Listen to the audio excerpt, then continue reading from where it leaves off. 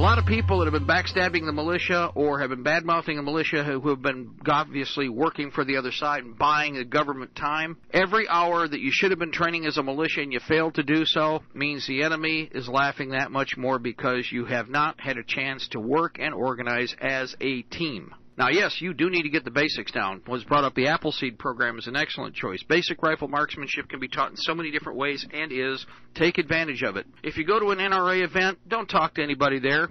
Don't even bother, seriously. Half of them are brain-dead sellouts who would hand you over to Heartbeat because they figure they're going to keep their weapons and they're going to screw the rest of us. That's what the NRA is planning in the future. That's coming already. It's not an if, it's not a maybe, it's not a kind of. The writing's on the wall. If they get Mitt Romney in, the NRA is going to do the, we got to be reasonable, and the rest will be history. You don't think so? You better look up what happened in Massachusetts. Mitt Romney is a gun banner, okay? Bummer is too, but Bummer wants to, he hasn't had a chance to put his name on anything so far. He wants to, and he even orchestrated Operation Gunrunner, being the pig that he is. But the whole point is that fumbled. Now, it doesn't mean they aren't going to try anyway, because obviously they've been given their marching orders. So, with all the problems going on, and everybody yapping about, let's see, the Bilderbergs in Chantilly Lace, or is that Chantilly Disgrace? Yeah, over there in Chantilly Disgrace, where the Bilderbergs meeting. NATO in Chicago, where the police state is blooming. Colorado, where the treason is blooming, where we have Northcom, a private corporation registered outside the United States to operate foreign troops inside the U.S. with a foreign contract. Guess what? They've already got can heads there, so the can heads are going to be there. The U.S. troops are going to be there, especially ones that have been cultivated for being traitors, and the ones who are, the Russian troops coming to plan and train with the American and the Canadian troops to assassinate and murder Americans inside the United States. Now, they're all wagging their weenies on your face in this one, across the board. So rather than, ignore the BS, I just sculpted through all the lies. The Bilderbergs, we know what they're about, and we understand exactly what we're going to do, so now they're stirring the pot over there. Chicago, what a surprise. Rahm Emanuel. Colorado with the traitors in the military that were making a deal with the can heads. Wow, what a surprise. Who'd have thunk it? Oh, I would never have thought that the traitors would bring in the foreign troops in a larger... Wait a minute, we told you all about that, okay? So, this means that we should have been organizing militia all along, and everybody that's in the Patriot effort should have been promoting militia every step of the way, but they were helping to buy time for the enemy, which makes you wonder about who they were working for. The comment about militia. Well, you know what? There are just as many line units that were colonials that ran when the time comes. And the only reason they badmouth the militia is because the corporation doesn't want the armed population around. That's why all of the media and all the stuff generated, even like in the latest sci-fi pieces, is the militia's evil. Really? Let's go back to this again. It's not the militia that ran Abu Ghraib. It's not the militia that runs rendition operations all over the world to torture people by cutting on their private body parts or disemboweling them or using electricity on them or drowning them. That's all government and regular military. At Abu Ghraib, there were no militia. That was all active army, active military personnel running a torture camp. And that's the one you were allowed to hear about. The militia wasn't running that. The militia doesn't run that. The militia would not allow that. Militia historically has had a much greater restraint and, in fact, better discipline in most areas when it comes to going crazy in the head on the international level. And the best example of that is to do a little research on the War of 1812. When the crazy in the head, overly ambitious regulars decided they wanted to try and invade Canada the rest of the way, everybody said, whoa, no. Number one, we don't have the forces. Number two, all the people up here are Tories. We threw them up here and deported them. We don't want Canada. Canada can be Canada, the U.S. will be the U.S., and everybody's happy. And the only reason that the War of 1812 didn't become stupid is because of the militia and militia commanders and intelligent people overriding the nutcases that were the regulars. Now, there's argument back and forth about plus and minus, but like I said, let's see, the Civil War. For every good Union or good Confederate unit, there were some units that were so-so, and there were some that just were miserable, that had all kinds of either bad luck or just didn't fight well. So when they say, hell, there's militia units that came up and online that fought tooth and nail and were credit to any military force. There were regular blue uniformed units that came up on the line, saw one volley, and ran like hell. And they were regulars. So, again, where do you get regulars from, though? The general population. How well do they fight is determined by how well they're trained, how experienced they are, and you gain experience. And everybody has that first bullet down range and first bullet coming back at them experience that really determines how well they'll fight from that point forward. And how well the commanders respond and the NCOs respond determines how well you will fight in general and win. And I'm saying right now, attitude is everything on this. Militias aren't running the torture camps. Professional forces are. Militias aren't running the FEMA camps. Professional forces are.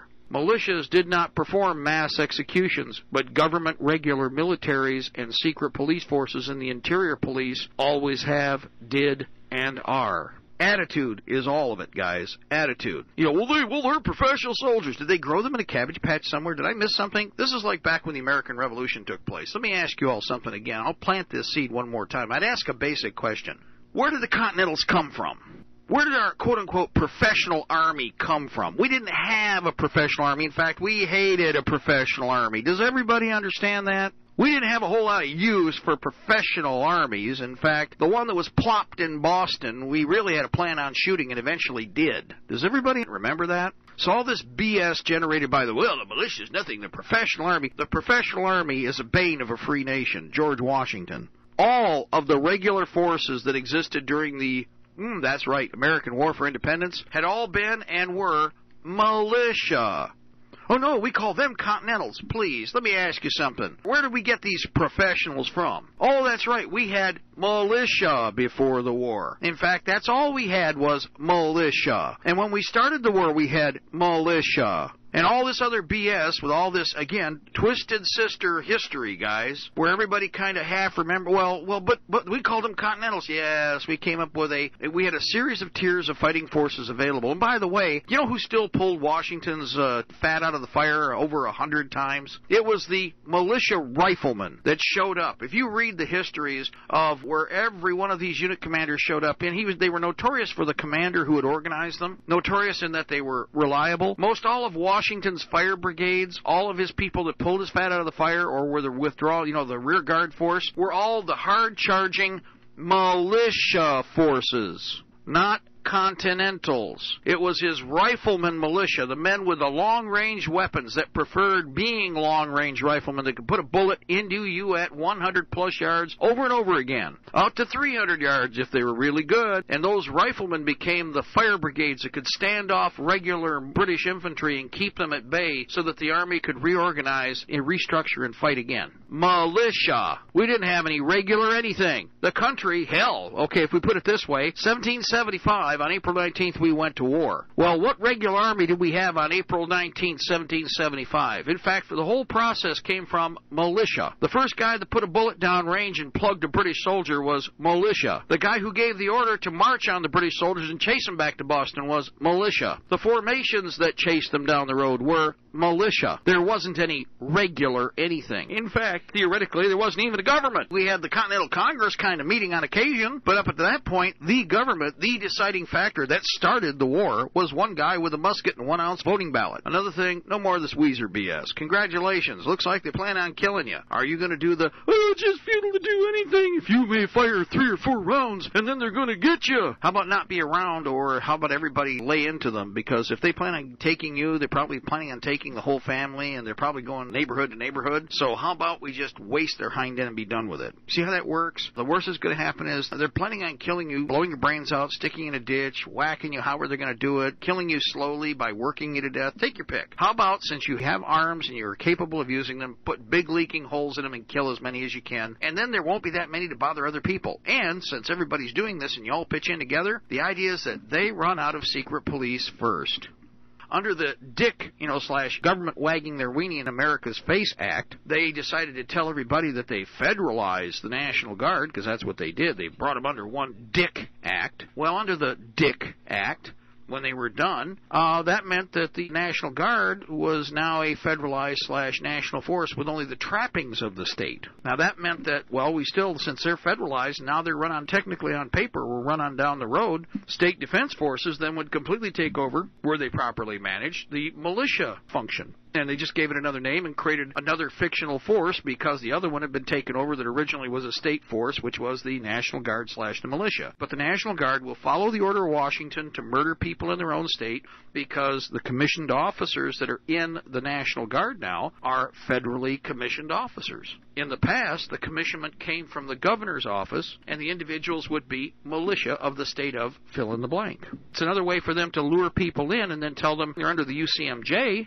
Uniform Code of Military Justice, and that somehow because we're in this quote-unquote war on terror or the War Powers Act of 1933, that once they've got you to join their organization, then they can screw you every which way to tell you what not to train and do. And what they're telling all the state defense forces is that they're going to prosecute them if they train with weapons, or if they train even in martial arts. If they train in hand-to-hand combat, they're recommending that the state prosecutors prosecute the individuals for training with weapons or equipment, and that the state prosecutors should find them and put them in jail. And they're even bragging, and then they were threatening that they'll use the federal system on them, putting them in federal prison for training with weapons, to include plastic mock-ups or martial arts hand-to-hand combat of any kind for defense, whatever. Hell, even probably if they have body armor, they'll be prosecuted if they're in a state defense force. Don't think so? I got it right here in writing. I mean, there's no doubt. It's already been generated.